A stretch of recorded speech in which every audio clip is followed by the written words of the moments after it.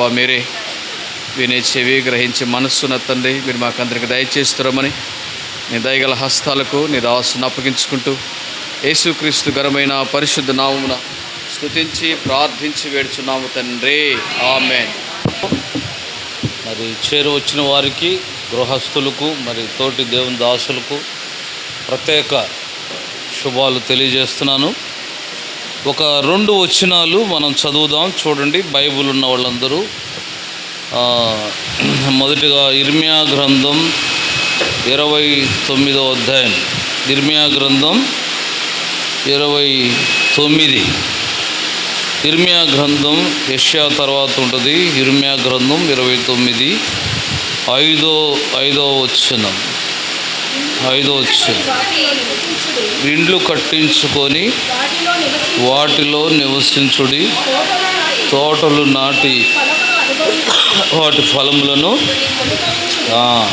ఇంకా కిందకెళ్తే పెళ్లి చేసుకొని కుమారులు కుమార్తెలను కూడా అక్కడ ఏమీ మీకు తక్కువ లేకుండా చాలు.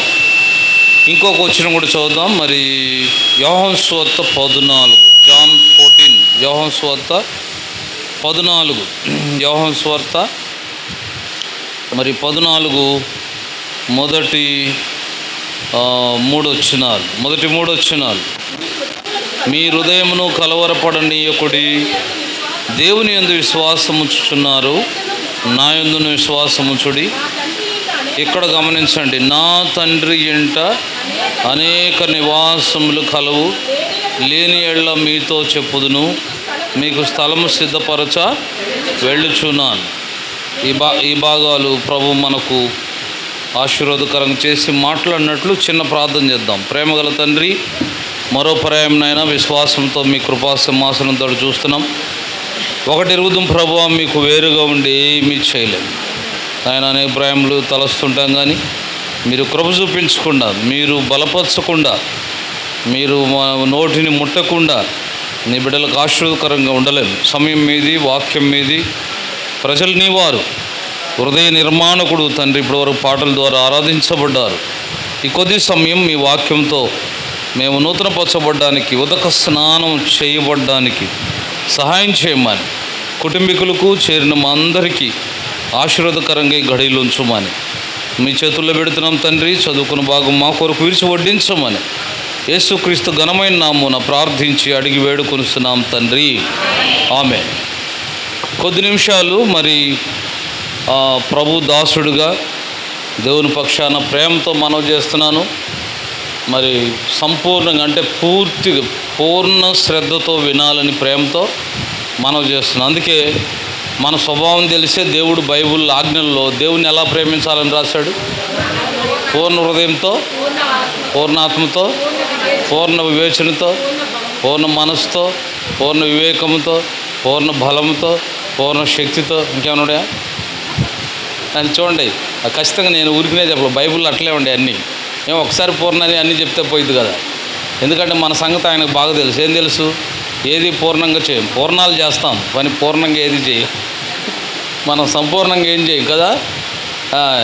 ఎవరన్నా చెప్తుంటే కూడా ఫోన్ చూసుకుంటాం, ముందు ఫోన్ ఆపు అంటుంటారు. ఎందుకంటే మనం ఇటు వింటా ఉంటాం, అటు కూడా వింటుంటాం. ఇక్కడ వాక్యం వింటానే బయట ఐస్ పెట్లు, ఏడుశంక తట్టలు అవి కూడా వింటూ ఉంటాం. కాబట్టి చాలాసార్లు సిగ్గుతో, బాధతో చెప్తున్నా. నిజంగా చెప్పాలంటే ఈరోజు బైబిల్ క్రైస్తవేతరులు తప్పులు పట్టుకోవాలని ఒక ఉద్దేశంతో బహుశ్రద్ధగా వెతికి చదువుతుంటే, దేవుని పిల్లలమ్మని చెప్తూ క్రైస్తవులు బహు నిర్లక్ష్యం. బైబిల్ ఏదో అలా ప్రార్థనకు వచ్చేటప్పుడు మోసుకొస్తున్నాం తప్ప, ఎంత తప్పనిసరిగా కనీసం ఉదయ సాయంకాలాలు తీసేయండి, రోజుకు ఒకసారైనా తప్పనిసరిగా బైబిల్ చదివే అలవాటు ఎంతమందికి ఉంది? యథార్థంగా చెప్పడం, ప్రభు సన్నిధిలో ప్రభు స్తోత్రం, చాలా సంతోషం. కొద్దిమంది ఇక్కడ దేవుని బిడ్డలు ఉన్నారు. ఒకటి గుర్తుపెట్టుకోండి, వాక్యానికి వేరుగా నేను యేసుప్రభుని ప్రేమిస్తున్నాను అనుకోవటం భ్రమ, అపోహ, అబద్ధం. నేను చెప్పట్లా, బైబిల్ చెప్తుంది. యోహాను 14వ అధ్యాయంలో యేసుప్రభు అంటాడు, ఒకడు నన్ను ప్రేమించిన అతడు నా మాటలు, నా ఆజ్ఞలు, నా వాక్యానికి గైకుంటాడు. అసలు వాక్యం ప్రేమించడం యేసుప్రభుని ప్రేమించాడు. దేవునికి వేరుగా, వాక్యానికి వేరుగా దేవుని ప్రేమించట్లేదు, తెలియదు. అసలు దేవుడు కూడా ఒప్పుకోడు. మనమేమనుకుంటే యేసయ్య నాకు చాలా ఇష్టం ఉంటాం. దానికి యాకోబు పత్రికలు యాకోబు అంటాడు, దయ్యములను నమ్మవనిపిస్తున్నాయి. దయాలు కూడా యేసుప్రభు ఇష్టమే, కానీ అంగీకరించలేదు. మారుమనసు పొందు, పరలోకం రావు. తెలియకుండా దయాల్లాగా ఉంటాం ఛాన్సర్. హృదయంలో ఇష్టమే కానీ ఆయన చెప్పిన మాట చెయ్యం. అదే బైబుల్ అంతా మీరు చూడండి, దేవుడు మొత్తుకునేది ఇదే.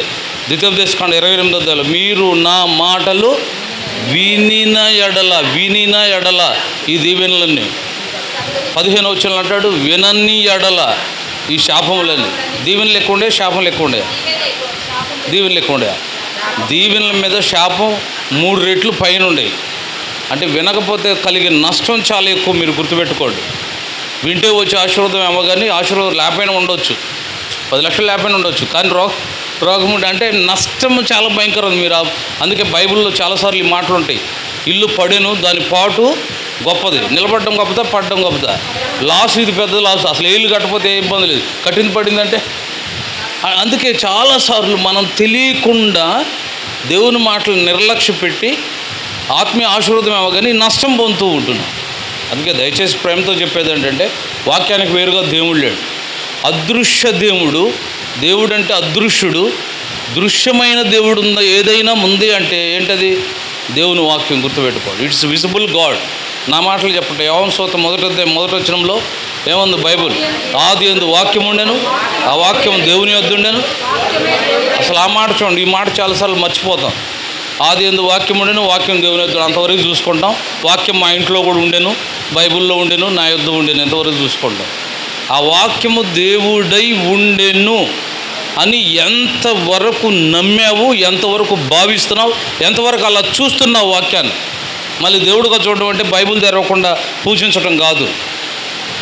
బైబిల్కి ఎంత హృదయం ఇస్తున్నావు, ఎంత ప్రాముఖ్యత ఇస్తున్నావు, నీ జీవితంలో ఎంత చోటు ఇస్తున్నావు. అసలు వాక్యం నెరవేర్చాలని నీకు తృష్ణ ఎంత ఉంది? దయచేసి నన్ను మన్నించాలి. ఏం అవసరమో నేను మాట్లాడాలనుకుంటున్నా. ప్రభుకు కావాల్సింది బైబిళ్ళు కలిగిన క్రైస్తవులు కాదు, బాప్తీసాలు పొందిన క్రైస్తవులు కాదు, పాటలు పాడే క్రైస్తవులు కాదు, లేకపోతే ఇంకోటి బైబిల్ ఒకవేళ డైలీ చదివే క్రైస్తవులు కూడా కాదు, బైబిల్ వాక్యాలు వినే క్రైస్తవులు కూడా కాదు, బైబిల్ చక్కగా బోధించే బోధకులు కూడా కాదు. మరి ఎవరు కావాలి?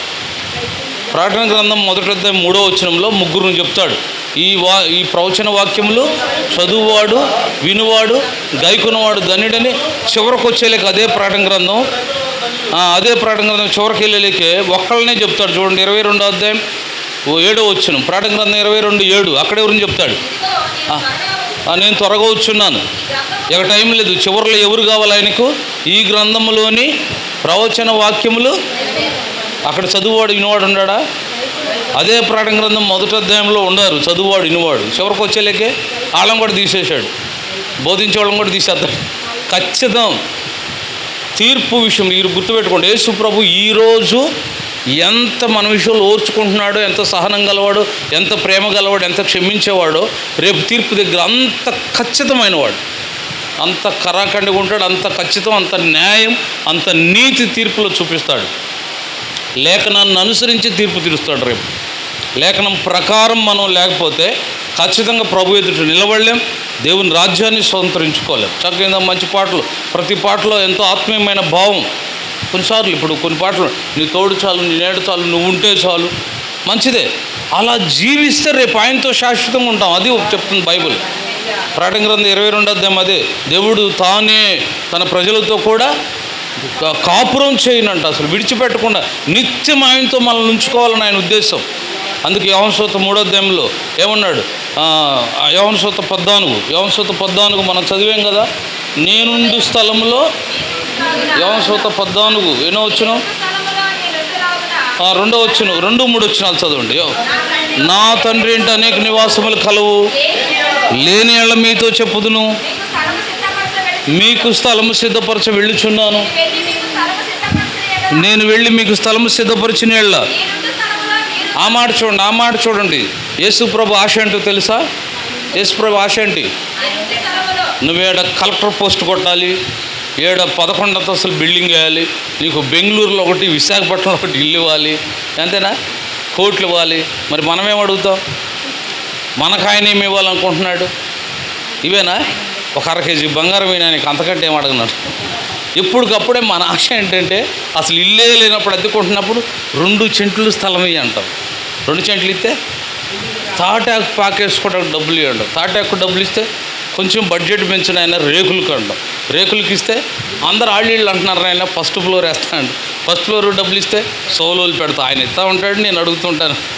రెండో దానికి ఇస్తే మూడోది ఇస్తే ఇక పైన వేయట్లేదు అనుకో, పక్క స్థలం అమ్మేటట్టు చూడండి ఆయన ఇద్దరు కొడుకులు అంటాడు. నా ఉద్దేశం అంటే ఆయన ఇవ్వాలిగా నువ్వు అడుగుతానే ఉంటావు. వీటి కొరకేనా యేసు ప్రభు 1 కొరింథీ 15వ అధ్యాయంలో అదే అంటాడు, ఈ జీవన సంబంధ విషయాల కొరకే క్రీస్తునందు విశ్వసించు వారమైన ఎడల లోకంలో అందరికంటే కూడా దౌర్భాగ్యులమై ఉంటాం. వాస్తవం. అసలు ఆయన మనకేమి ఇవ్వాలనుకుంటున్నాడు? యోహాను సువార్త 14:3 ఏమన్నాడు? నేనుండు స్థలంలో, ఆ మాట చూడండి, నేనుండు స్థలంలో మీరును ఉండులాగున మరలా వచ్చి నా యొద్ద నుంటుకు నేను మిమ్మల్ని తీసుకొని పోతాను. నా బిడ్డలారా, నేను వస్తాను, మిమ్మల్ని తీసుకెళ్తాను. నా ఆశ ఏంటంటే నేనుండే చోట మిమ్మల్ని ఉంచుతాను. మత్తయి సువార్త 5, 6, 7 అధ్యాయాలు యేసుప్రభు పరిచర్యలోని మొదటి వర్తమానం, పెద్ద వర్తమానం. యేసుప్రభు పరిచర్య ప్రారంభంలోని పెద్ద వర్తమానం.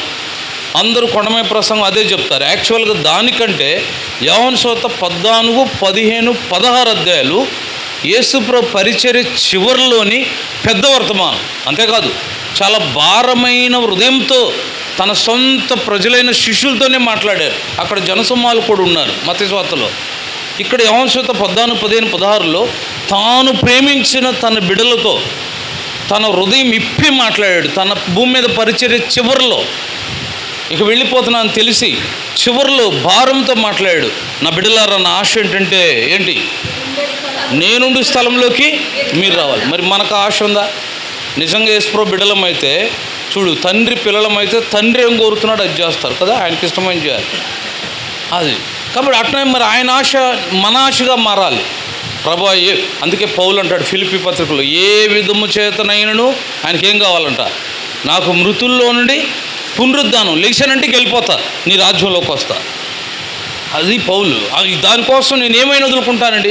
సమస్తమును పెంటతో సమానంగా ఏది వదులుకోమని వదులుకుంటాను ఆయన. అది మాత్రం పరలోకం కావాలి దాకండి.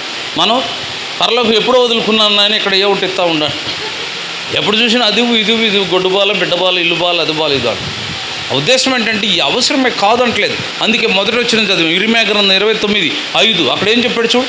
దేవుడు యాక్చువల్గా అండి ఇక్కడ చిన్న మాట, యేసుప్రభువు నమ్ముకుంటే ఇవన్నీ కూడా ఇండ్లు కట్టించుకొని వాటిలో నివసించుడి, తోటలు నాటి అని నేను ఒక చిన్న మాట అంట. ఏమంటే ఇల్లు కట్టుకో అని చెప్పకపోతే కట్టుకోరా? బట్టలు కట్టుకో అని చెప్పకపోతే కట్టుకోరా వీళ్ళు? తోటలు నాటుకోండి అని చెప్పకపోతే అవకాశం వస్తే తోటలు నాటురా? అవకాశం లేకపోయినా ప్రయత్నం చేస్తుంటే వస్తాయి, ఎందుకు కట్టుకోరు? అంటే ఇది జ్ఞాపకం వచ్చుకోండి. దేవుడికి ఇవి ఇష్టం లేదని కాదు, ఇవి వద్దని చెప్పట్లా బైబుల్. అసలు అవి అడగకుండే నీ విషయం బాధ్యత కలిగినవాడు. అదే బైబుల్ చెప్తుందా, మీరు అడగక మునిపే మీకు అక్కరకున్నదేదో మీ పరలోకపు తండ్రికి. అంతేకాదు భూమి మీద తల్లిదండ్రుల కంటే శ్రేష్టమైనవి నీకు ఇవ్వాలని ఇష్టపడుతున్న దేవుడు. మీ భూమి మీద తల్లిదండ్రులే గుడ్డును అడిగితే తేలినిస్తాడా, రొట్టెని అడిగితే రాతునిస్తాడా, తర్వాత చేపను అడిగితే పామునిస్తారు. మీరు చెడ్డవారై ఉండి మీ పిల్లలకు మంచి ఇవ్వాలని మీరు ప్రయత్నిస్తే నేను పరలోకపు తండ్రిని, మీరు భూమి మీద తల్లిదండ్రులు. మీరు చెడ్డవారు, నేను పరలోకపు తండ్రి పరిశుద్ధుడి, అంతకంటే శ్రేష్టమైనవి నిశ్చయంగా ఇస్తాను. భూమి మీదవి అవి ఆల్రెడీ నువ్వు అసలు అడగపోయినా గ్రాంట్ చేశాడు, సిద్ధపరిచాడు. మీకేం అక్కర ఉంది అన్నీ సిద్ధపరిచాడు. కానీ ఇవి అందుకే చూడు ఇర్మీయా గ్రంథంలో వాళ్ళు వెళ్ళే పరాయి దేశంకి చెరకెళ్ళబోయే ముందే చెరకెళ్ళిన దేశంలో కూడా ఇల్లు కట్టుకోండి, తోటలు నాటిన బట్టలు కట్టుకోండి, పెళ్ళిళ్ళు తీసుకోండి, పిల్లలు కనండి. ఈ విషయాలు ప్రభు అనుమతిస్తున్నాడు, మంచిదే.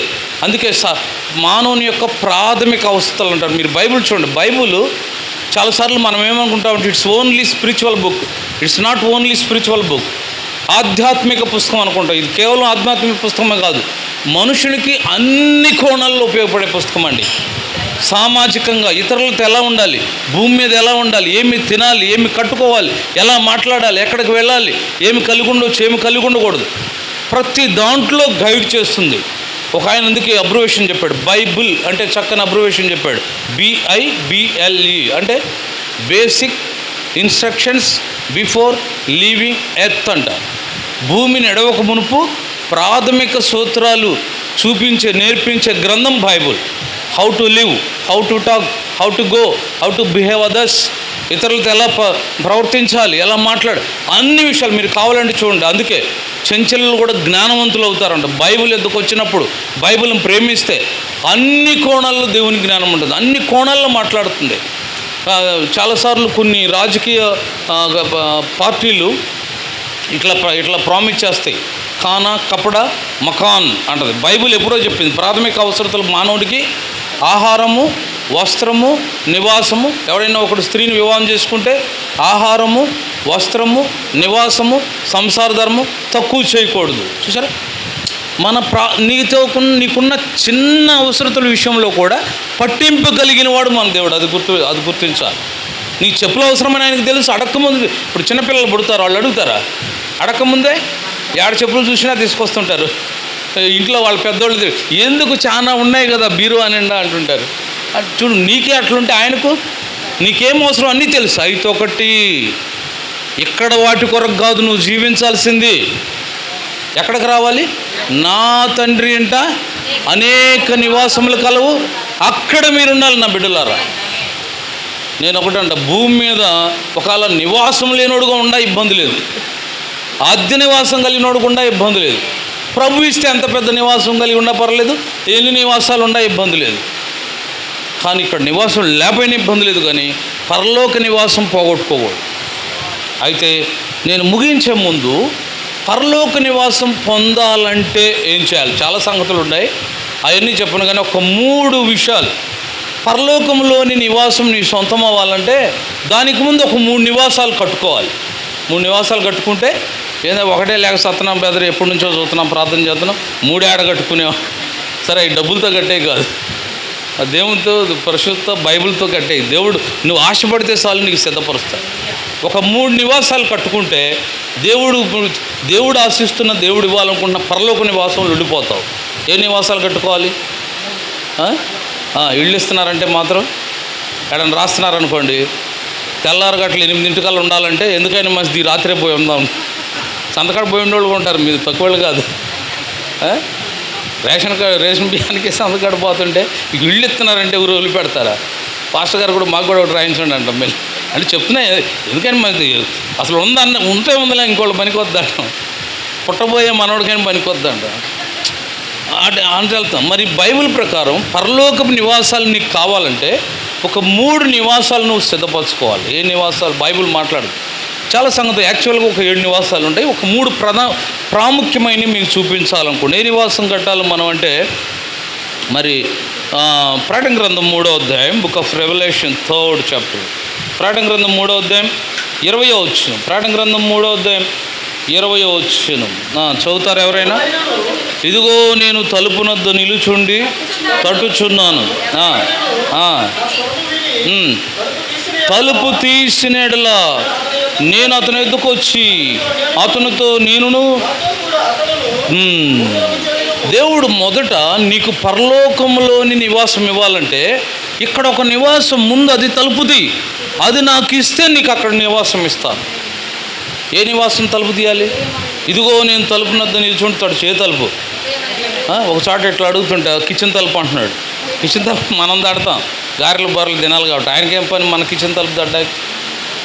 హృదయం అనే తలుపు. దీని మీద ఎన్నో పాటలు కొండి. హృదయమే నీ ఆలయం క్రీస్తు. నేను సామెతల గ్రంథం 23 అనుకుంటూ చూడండి, 23, 26, 23 కానీ సామెతల గ్రంథం. ఆడ కూడా హృదయాన్ని గురించి చక్కని మాట. సామెతల గ్రంథం థ్యాంక్ యూ 23, 26 ప్రభు ఏమడుగుతున్నాడు చూడు. నా కుమారుడా, నీ హృదయం నాకిమ్ము, హృదయపు తలుపు తెరువుము, తట్టుచున్నాను. పరమగీతాల్లో కూడా ఆయన తల మంచుకు తడిచింది, ఎందాక మీరు ఆయన నిలబెడతారు, ఎందాక ఏడిపిస్తారు. చాలా పాటల్లో నిజమే.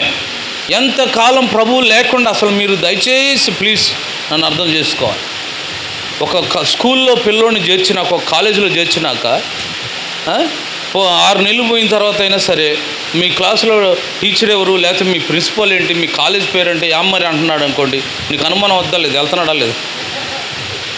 భూమి మీద దేవుడిచ్చిన సృష్టిలో ఉంటూ, దేవుడిచ్చిన గాలను పీలుస్తూ, దేవుడిచ్చిన నీళ్లు పీలుస్తూ, దేవుడిచ్చిన ఫలాలు సీజనల్ వైద్యులు ఏది బాగున్నాయి. ఇప్పటి దినాల్లో, చివరి దినాల్లో ఇంకా ఎక్కువ ఫారిన్ ఫలాలు కూడా వస్తున్నాయి. లిషీ ఫ్రూట్స్ అని రకరకాల, అసలు ఇది చూడట్లేదు అంటానికి లేదు, పల్లెటూరు అన్ని ఫ్రూట్స్ తెలుస్తున్నాయి. ఒకప్పుడు మన పితరులు తిన్నవి కూడా ఇప్పుడు తింటున్నారు.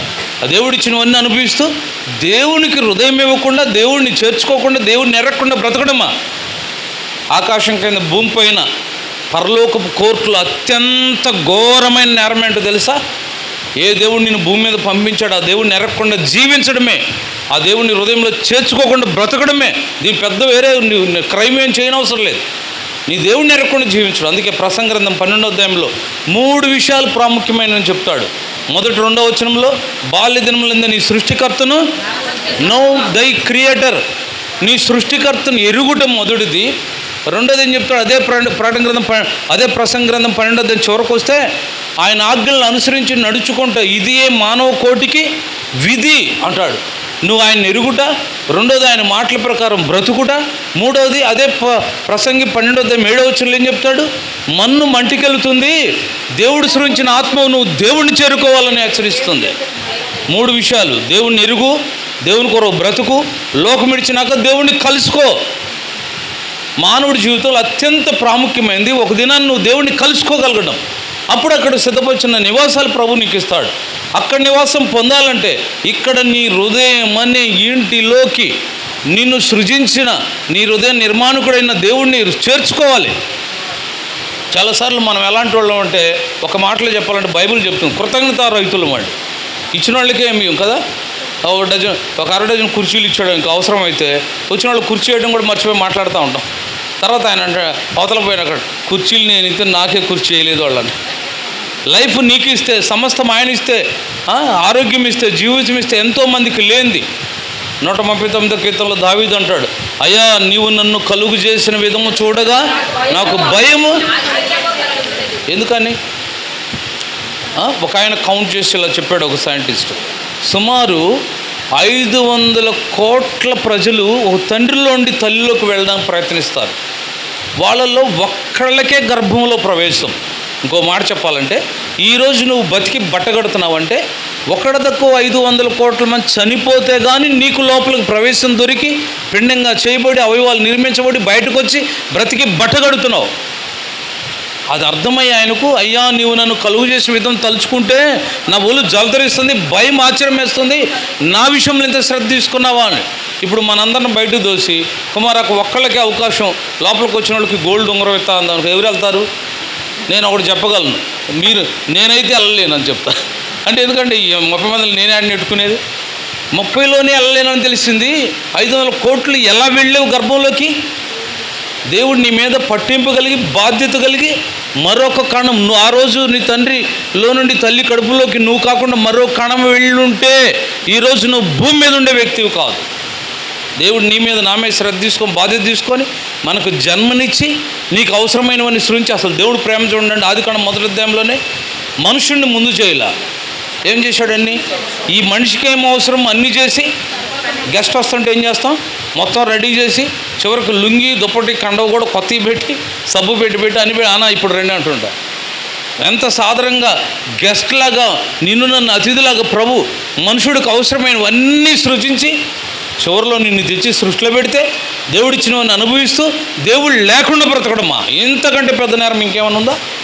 అందుకే మానవుడి జీవితంలో అత్యంత ప్రాముఖ్యమైనది నీ సృష్టికర్త నీ హృదయంలో చేర్చుకోవడం. పరలోకంలో నివాసం నీకు కావాలంటే హృదయం అనే నివాసం మొదట కట్టబడాలి, అందులో ప్రభువుని ఆహ్వానించాలి, అప్పుడు జీవితం కట్టబడింది. చూసారా?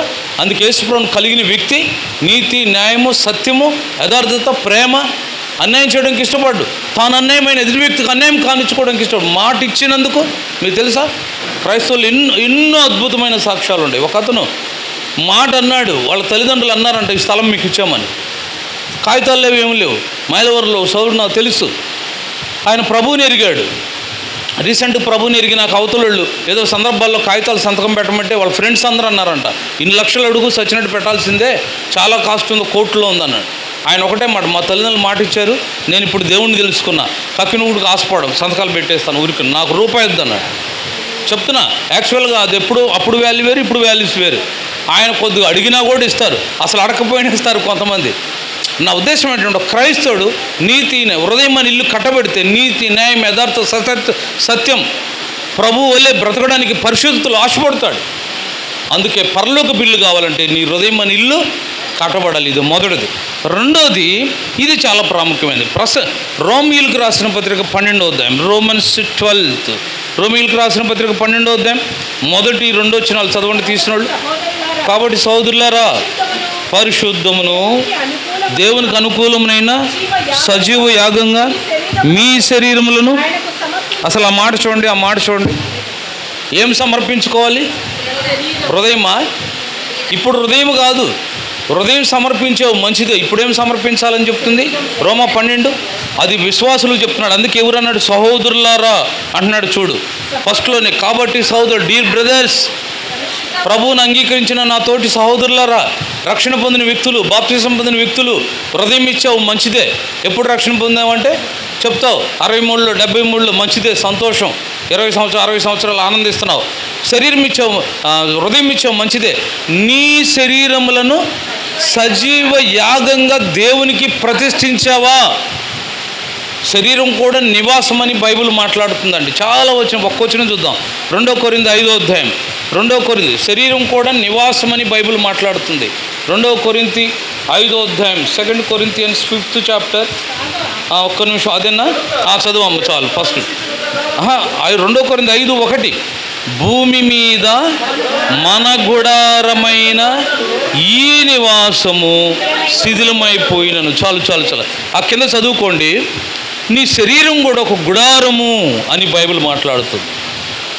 హృదయం అని ఇంట్లోకి యేసుప్రభువుని చేర్చుకున్నావు, రక్షణ పొందావు మంచిదే. ఎప్పుడు పొందావంటే పలానా డేటు అని చెప్తావు, తుఫానుకు ముందంటావు మంచిదే. బాప్తిస్మం ఎప్పుడు పొందావు చెప్తావు.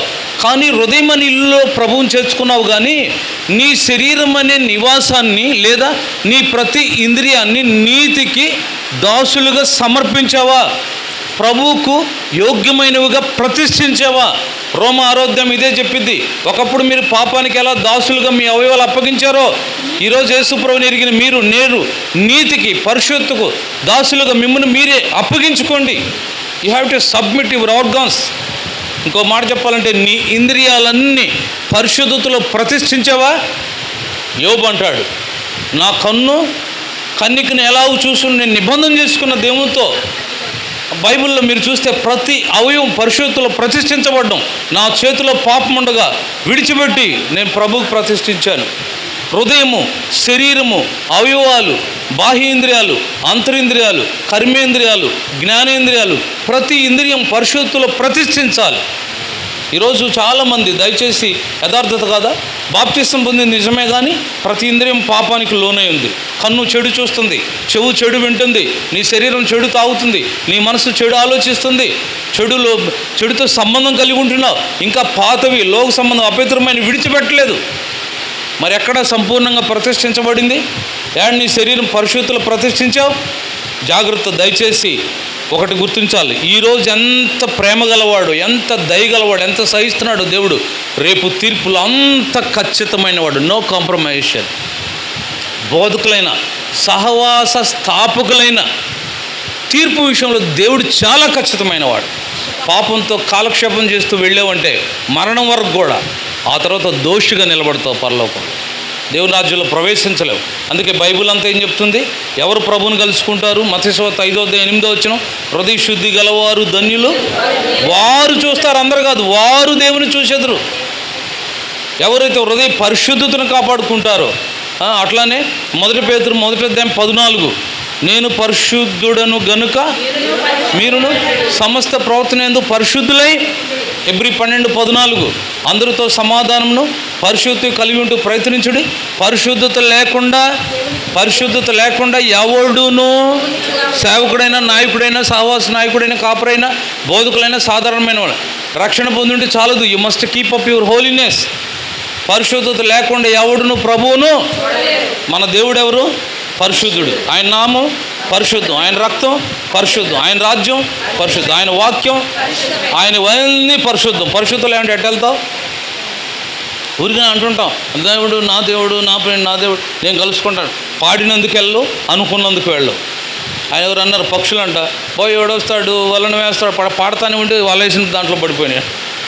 అటువంటిది పాటలు పాడి చివరికి వెళ్ళలేదనుకోండి. ఉద్దేశం ఏంటంటే పరిశుద్ధత ప్రతి ఇంద్రియాల్లో, శరీరం దేవుని నివాసంగా ప్రతిష్ఠించాలి. మనలో ప్రభు ఉన్నాడని భయంతో బతకాలి. చూసారా, ఒక గెస్ట్ ఉంటేనే పిల్లల్ని అల్లరి వాడు అంకుల్ ఉన్నాడు అంటావే, మరి ప్రభు ఉన్నాడని సెన్స్ ఉందా? ప్రభుకు భయపడుతున్నావా? దయచేసి నన్ను మన్నించాలి. దేవుడు నాలో ఉన్నాడు, నేను ఆయనకి ఇష్టమైన బతకాలని ప్రతి క్షణం నిజమైన భయముతో వణుకుతో బ్రతికేవాడే నిజమైన క్రైస్తవుడు. అందుకే ఫిలిప్పి 2:12 మీ సొంత రక్షణను భయముతోనూ వణుకుతోనూ కొనసాగించుకోండి. పాడు చేసుకోవద్దు, పోగొట్టుకోవద్దు, భ్రష్టు పట్టొద్దు. అందుకే నివాసం, శరీరం అనే ఇల్లు ప్రభుకి ఇష్టంగా నిర్మించుకుంటే పరలోకంలో నిర్మించబడ్డ ఇల్లు నీదే. నేను చివరికి ఒక ఇల్లు చెప్పి మూడవది పరలోక ఇల్లు నీ సొంతం కావాలంటే మూడవ నివాసం కూడా నీ జీవితంలో కట్టబడి ఉండాలి. ఏంటది? చాలా వచ్చినండి. ఒక్కొచ్చిన చూద్దాం. 84వ కీర్తన, సామ్ 84. హృదయం అనే ఇల్లు నిర్మించుకో, ప్రభువుని కలిగి ఉండు, నీ శరీరం పరిశుద్ధులు ప్రతిష్ఠించి, శరీరం అనే గుడారం ప్రభుకు ఇష్టమైందిగా, ప్రభుకు అనుకూలమైందిగా ఉంచు. అంతేకాదు మూడవ గుడారం 84వ కీర్తన మొదటి 2 వచనాలు, సైన్యములకు అధిపతిగా యెహోవా నీ నివాసములు ఎంత రమ్యములు, యెహోవా మందిరావరణం చూడవలనని. చాలు. The house of God. నువ్వు పరలోకంలో దేవుడు నిర్మించిన ఇల్లు నువ్వు సంతరించుకోవాలంటే భూమి మీద ఉన్న దినాల్లో నీకు దేవుని ఇల్లు నీ జీవితంలో ప్రాముఖ్యమైనది అవ్వాలి. చూడండి, దావీదు రాజు తక్కువడా? ఏం రాజు? రెఫరెన్స్ బైబిల్లో ఉంటుంది. దావీదు మహారాజు, ద గ్రేట్ కింగ్. కానీ ఆయన ఏవి గొప్ప అంటున్నాడు? నా కోట గొప్పది, నా ఇల్లు గొప్పది, నా ఐశ్వర్యం గొప్పది చెప్పట్లే. ఏమన్నాడు? సైన్యములకు అధిపతి యెహోవా నీ నివాసములు ఎంత రమ్యములయ్యా. అసలు ఆ కిందకి వెళ్ళండి, ఆళ్ళేళ్ళ గుడారాలు ఉండే కంటే నీ గుడారం మందిరం ద్వారం దగ్గర అసలు అది చూడడమే నాకు సంతోషం అంటాడు. If you love the God's house, దేవుని ఇల్లును ప్రేమిస్తే, దేవుని ఇల్లును విడువుకుంటే, దేవునింటితో సంపూర్ణ సంబంధం ఉంటే, దేవునింటితో సరైన అటాచ్మెంట్ కలిగి బ్రతికితే లోకం విడిచినాక దేవుడు సిద్ధపరిచిన పరలోక పిల్లలను సంతరించుకుంటావు. హృదయం అనే ఇల్లు ప్రభు ప్రతిష్ఠించాలి. నీ శరీరం అనే గుడారం పరిశుద్ధాత్మక ఆలయంగా ఉండాలి. భూమి మీద దేవుని ఇంటిని విడువని ఎడబాయిని అనుభవం ఉండాలి. అందుకే ఎబ్రీ 10:23 కూడా అన్నాడు, ఆ దినము సమీపించుట మీరు చూచిన కొలది, ప్రభు రాకడ దగ్గర పడే కొలది ఏం చేయమంటున్నాడు? సమాజంగా కూడుట, దేవుని ఇంటికి వెళ్ళడం మానక. ఈ దినాల్లో చూడండి, చివరి దినాల్లో చాలాసార్లు చాలా విచారం అండి. ఆదివారం మాత్రమే తలుపులు తెరిసే మందిరాలు ఉంటాయి చాలా. ఆదివారం మాత్రం అంటే మరి వాళ్ళు ఎవరు? ఆదివారం మాత్రమే వచ్చే క్రైస్తవులు. దేవునింటితో ఎంతవరకు నీకు సంబంధం ఉంది? దేవునింటితో సరైన సంబంధాలు అంటే ఎలా పరలోకంలో దేవుడు నీ కొరకు సిద్ధపరిచిన ఇంట్లో ప్రవేశిస్తావు? అందుకే ప్రభు చెప్పాడు యెహోషువ 14లో, నా తండ్రి అంటే అనేక నివాసములు, అక్కడ మీరు ఉండాలి బిడ్డలారు. అక్కడ ఉండాలంటే ఈ 3 ఇళ్ళు, హృదయం అనే ఇల్లు ప్రభుకి. ఇంకెవరైనా దయచేసి అక్కడ కూర్చున్న వాళ్ళు, బయట ఉన్నవాళ్ళు, తమ్ముడు, సోదరి, నీ హృదయం ప్రభుకి పోతే, యేసు ప్రభు నా హృదయంలోకి రండి, హృదయపూర్వకంగా అడిగితే ఆయన అన్నాడు, నా ఎద్దుకోత్సవాన్ని నేను నా జీవితంలో 14 సంవత్సరాలు ఇప్పుడు యేసు ప్రభుకి నా హృదయం ఇచ్చాను. నాకు ఇప్పటికి ఒక బాధ, నా జీవితంలో 14 సంవత్సరాలు నా ప్రభువు లేకుండా గడిపానా? ఇంకా తగ్గి ఉంటే బాగుండు, ఇంకొంచెం ముందుగా ప్రభువుని ఎరిగి ఉంటే బాగున్నాడు. ఒకవేళ ఇక్కడ కూర్చున్న వాళ్ళు నీ వయసు ఎంతో, అంత ఆలస్యమైంది ప్రభువు లేకుండా, ఈ క్షణమే ప్రభు నా హృదయంలోకి రా అంటే వెంటనే ప్రభువు చేర్చుకుంటాడు. ప్రభుకు హృదయం ఇచ్చి రక్షించబడడంతో చాలదు. నీ శరీరము ప్రభు ఆలయం అని ఎరిగి ప్రతి ఇంద్రియం పరిశుద్ధతలో ప్రతిష్ఠించి జీవించు. ఒకరోజు దేవుని మందిరం అని ఇంటిని ప్రేమించు, ఒకరోజు ప్రభు సిద్ధపరిచిన ఇంటిని పొందుకుంటా. అట్టి ధన్యత ప్రభు మనందరికీ అనుగ్రహించునుగాక. ఈ నివాసం అనేకులు పరిశుద్ధులకు పరిశుద్ధత నేర్పించి ఇల్లుగా ఉండునుగాక. ఈ మాటలు ప్రభు మన జీవితాల్లో ఆశీర్వాదకరంగా చేయునుగాక. ఇక్కడికి వచ్చాము, ప్రాముఖ్యం గమనించండి.